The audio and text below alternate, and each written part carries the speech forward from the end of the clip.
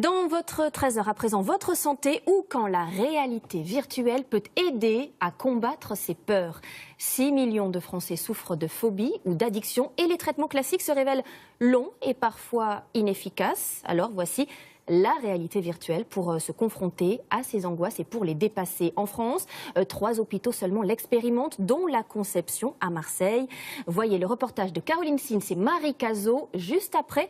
Lorraine Gublin nous donnera d'autres exemples de nouvelles technologies au service de la médecine.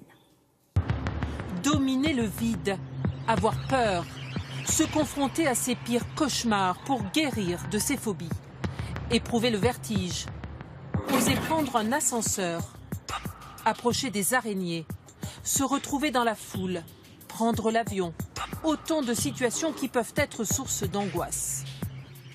Plongé dans la réalité virtuelle au service de la médecine, à l'hôpital de la Conception à Marseille, avec le docteur Éric Malbos. Il faut que j'ose, parce que la force est à moi. La force est en vous, c'est très bien. Marie-Jeanne Baki souffre de la peur du vide. Dans ses lunettes en 3D, elle voit cet escalier vertigineux qu'elle tente de grimper comme si elle y était. Je peux me retourner, voir la hauteur. Mais bien sûr, faites ce que vous voulez, allez-y. Voilà. Allez-y. Tournez doucement, prenez votre temps. Pendant une quarantaine de minutes, le docteur Malbos suit sa patiente, pas à pas. Rien de presse, on peut le faire plusieurs fois. Faites des choses doucement, hein, on a le temps. Marche après marche, elle atteint le sommet perché à 90 mètres. Une victoire. C'était comment ? Je suis contente de moi. Dompter sa peur, après 10 séances facturées chacune 37 €, remboursées par la sécurité sociale et les mutuelles. Une méthode efficace dans 80% des cas et pour le médecin, plus la peine de se déplacer. Dans la thérapie classique, comme ils savent qu'ils vont être exposés au véritable environnement, parfois ça les décourage. Ils ne viennent pas ou ils abandonnent. Alors que là, le fait qu'ils savent que c'est en réalité virtuelle, que ce n'est pas tout à fait réel, eh bien ils osent justement. Autre patient, autre problème. François Parouti avait la phobie de l'avion. Après 2 ans de séance, il a réussi à le prendre. Vous avez pris l'avion ? 2h45 d'avion. Ah, c'est très bien. Sans problème. Je vous félicite.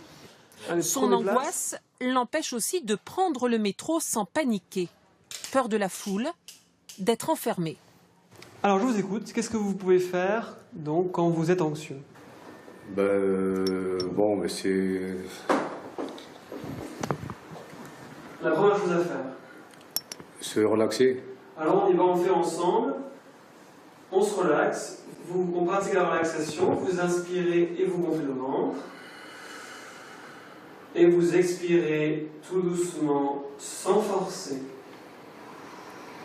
Avant, François Parouti ne pouvait pas prendre les transports en commun ni même conduire. À 60 ans, il découvre des plaisirs inconnus. Depuis que je suis arrivé, j'ai passé même le permis moto. Pendant 30 ans, je me suis battu pour trouver une solution, je n'ai pas trouvé. Donc voilà, c'est ça le truc. La réalité virtuelle vous a sauvé. Disons que ça me fait aimer la vie. Voilà. Soigné grâce à des images de réalité virtuelle créées par cette start-up de Toulon. Aux manettes, des informaticiens imaginatifs et surtout précis.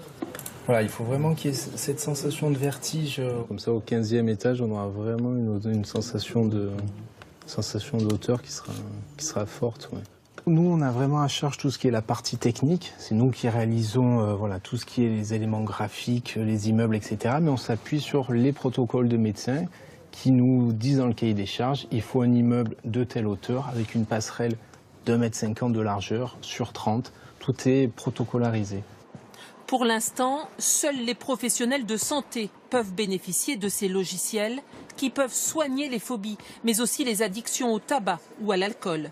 Dans le commerce, ces casques de réalité virtuelle font leur apparition dans les rayons, mais sont destinés au divertissement. Oh, c'est impressionnant.